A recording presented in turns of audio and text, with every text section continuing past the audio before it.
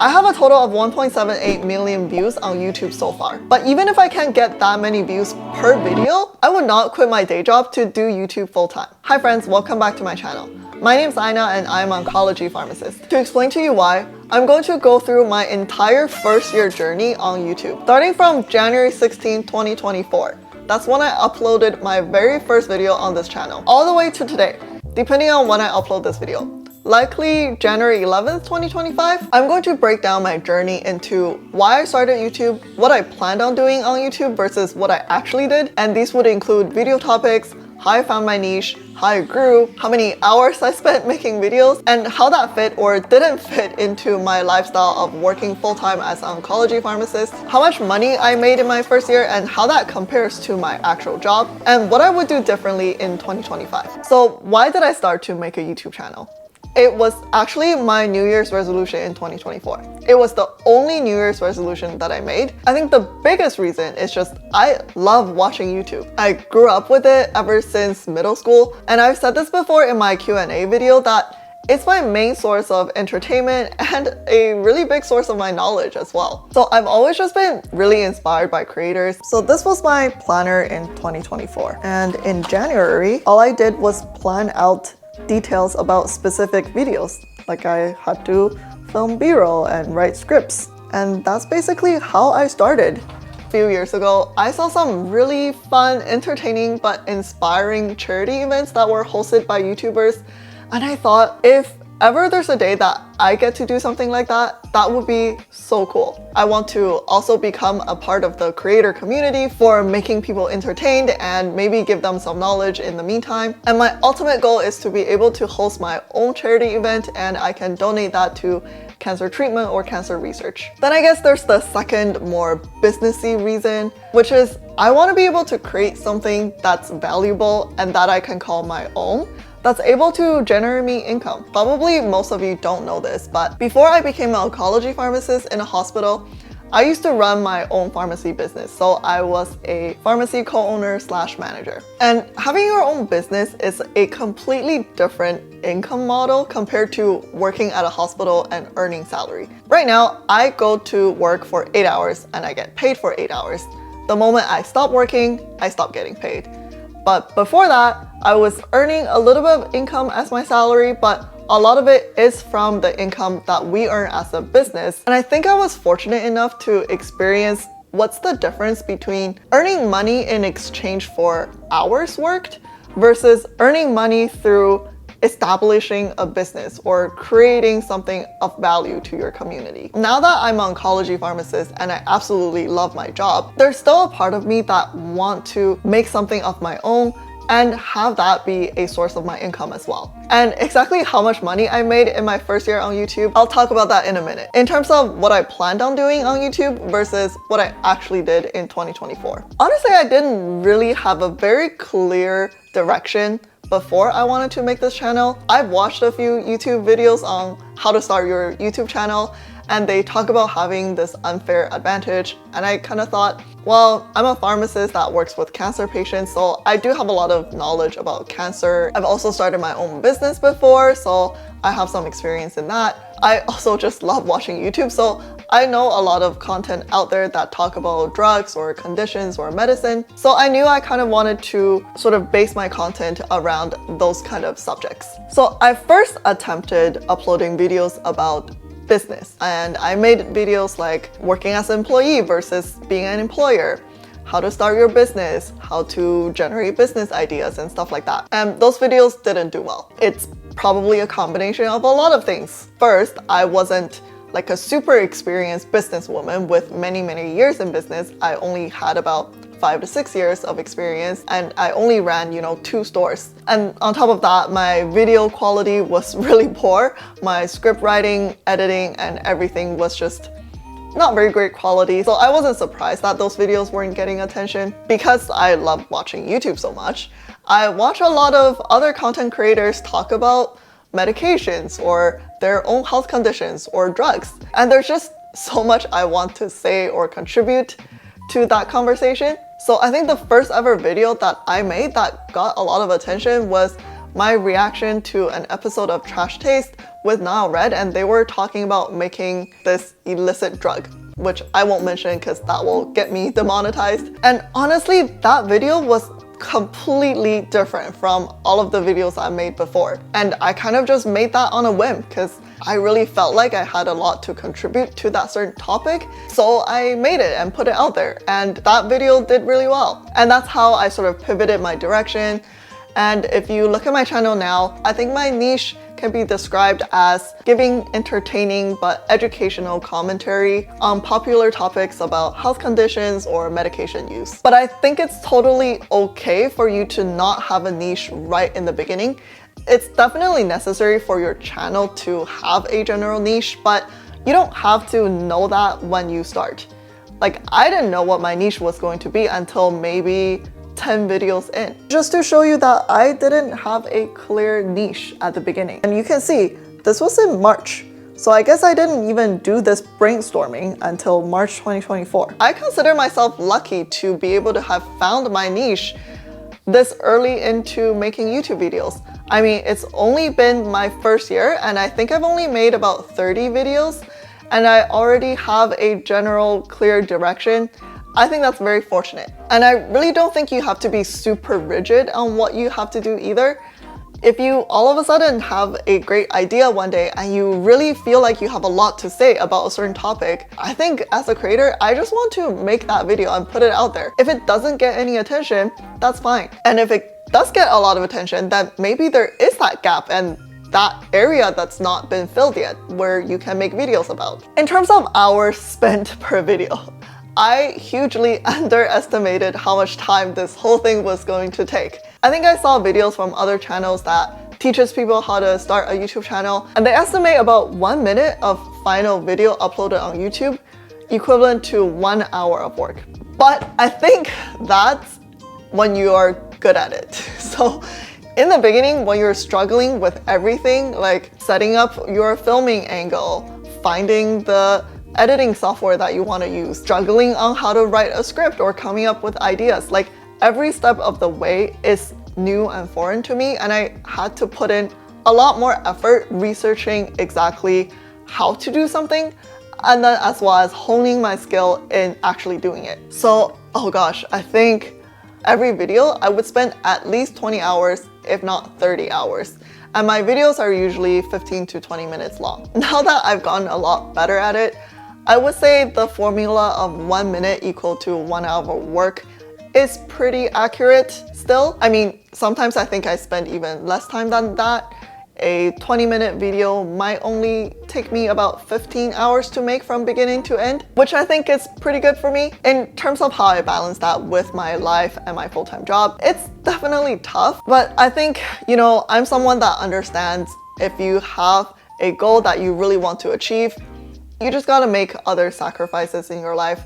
So my goal was obviously stick to my New Year's resolution. My other big priority is my job. I can't just lose my job by having this YouTube channel. So obviously I commute to work, so that adds another 1.5 hours back and forth. And then on top of that, it was another 20 to 30 hours per week on my channel. I would I would draw out thumbnail ideas, and I'm such a terrible artist, but it kind of helps me visualize what my thumbnail might look like. This is another example of my very poorly drawn out thumbnail ideas. Oh yeah, and sometimes, you know, during lunch breaks at work, I don't have my laptop with me, so I would start writing my scripts on this notebook. Which sounds like a lot, but I mean, I know there are people that work way busier jobs than I do, like in finance or maybe in tech, and they always pull overtime, or if they have a deadline, they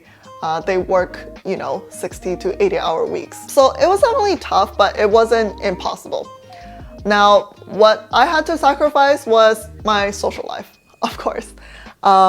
In 2024, I was definitely less social than I was before, just because, you know, if my friends asked me to have dinner or hang out on the weekend, but if I really needed to get a video done, I would turn it down. I'm lucky to have friends that are really supportive, so they obviously understood that I was really busy making this happen. Yeah, but you just gotta prioritize, right? If you want to commit to something and it's going to take a long time, you just gotta sacrifice some other parts of your life, as long as you're okay with that. In terms of other aspects of my life, the next really big priority is obviously my health. It has brought me more stress. In addition to work, I have this other part-time work that I have to worry about and try to stick to a schedule. I mean, it's obviously a lot of fun for me, but doesn't matter how much fun a project can be, a project's still a project and it's work that you have to put in. So I remember this one story I want to tell you guys. I think I was the most stressed about my channel the first time ever I got a sponsorship. So I worked with a sponsor on this video and it was my first ever sponsorship and I was so ecstatic to have this happen. I was so excited to receive the product and try the product out, and I really liked the product and I couldn't wait to film the video. But with that excitement, what happened was the endless worrying and anxiety of how that video was going to perform. And it's so ridiculous because my contract didn't even depend on how well that video did. Like, I was going to get that number anyway, regardless of how the video was doing. But just by having that extra sponsorship, it just gave me this invisible pressure on doing well, and the numbers have to be exceedingly outstanding compared to my previous videos. And I remember hitting that upload button on that video, I basically couldn't even sit still.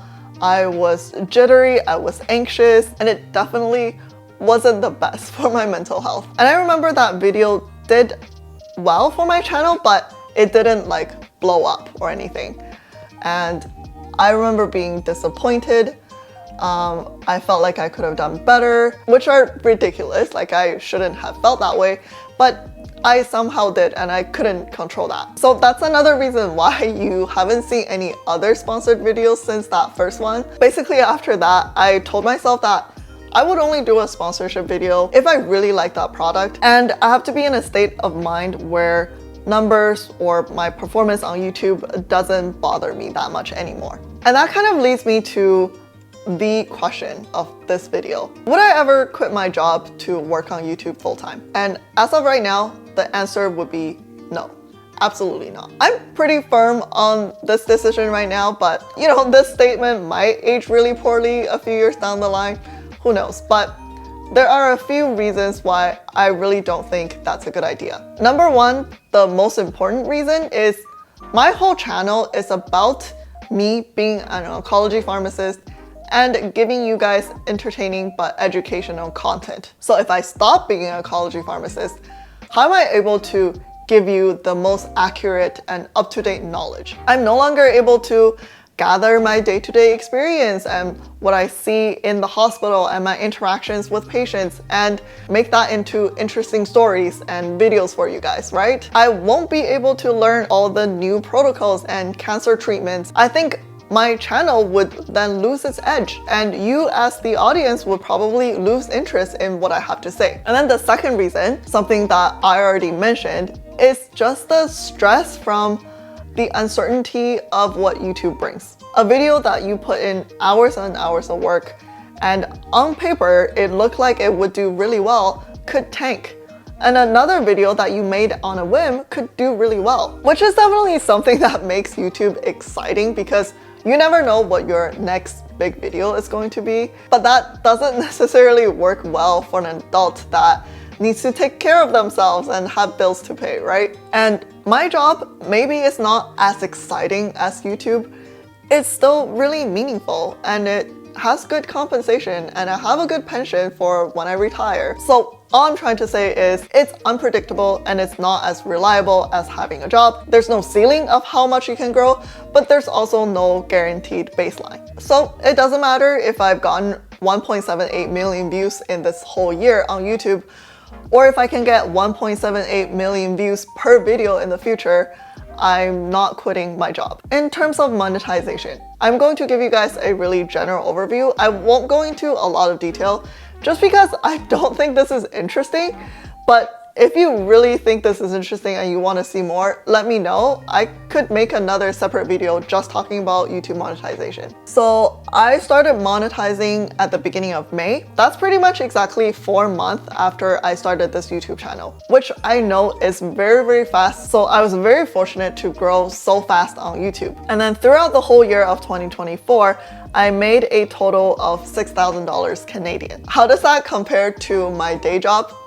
That's very little, guys, compared to what I make as a pharmacist. I mean, a pharmacist wage is not a secret. You can probably look up average pharmacist wage in Canada, 100K to 120K Canadian. In terms of monthly income, that could be between $5,000 to $7,000 of income per month after tax. In addition to increasing your views to get more AdSense payment, you could also try to increase your RPM or CPM. Honestly, I don't even know what those stand for, but it's how much advertisers are willing to pay for your video. So the higher the number, it means the higher the dollar amount advertisers are willing to pay for someone to watch your video. I know that the finance niche has a very high RPM or CPM, and then gaming usually has a lower RPM or CPM. I think mine falls kind of in the lower end. And then obviously the second thing you can do is get sponsorship. But I already talked about my experience with sponsorship, and in the future, I'm going to be very cautious of what kind of sponsorship and how often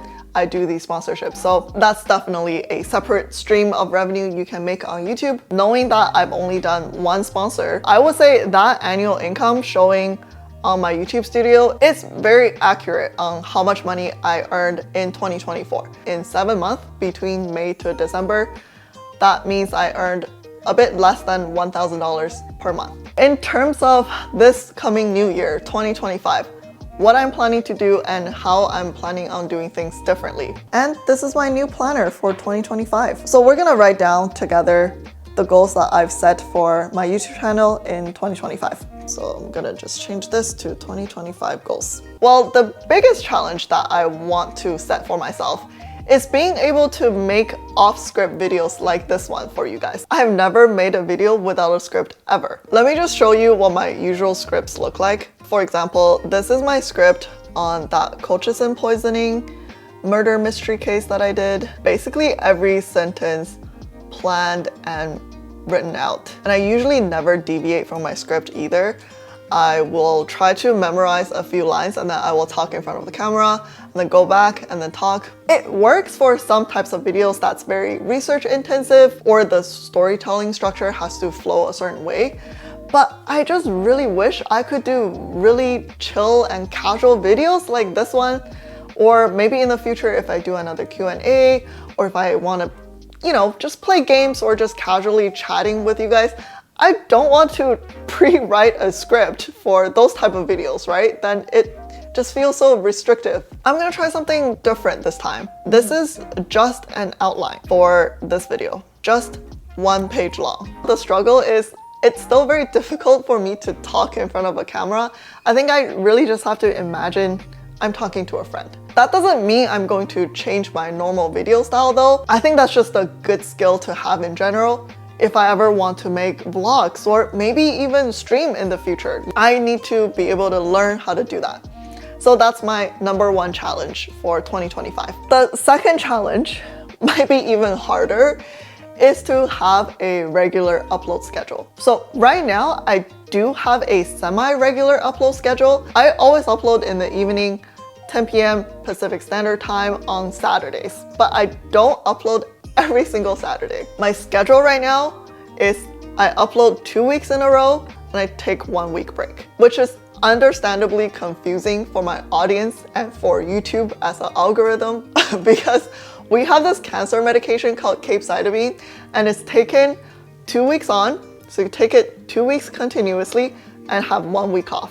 And then you repeat 2 weeks on, 1 week off. And even when oncologists, pharmacists, and nurses repeatedly tell that schedule to some of our patients, they still get confused. So I don't blame you or the YouTube algorithm for not being able to figure out my upload schedule. I really want to be able to upload weekly, but like I said, it takes me a really long time to make a video.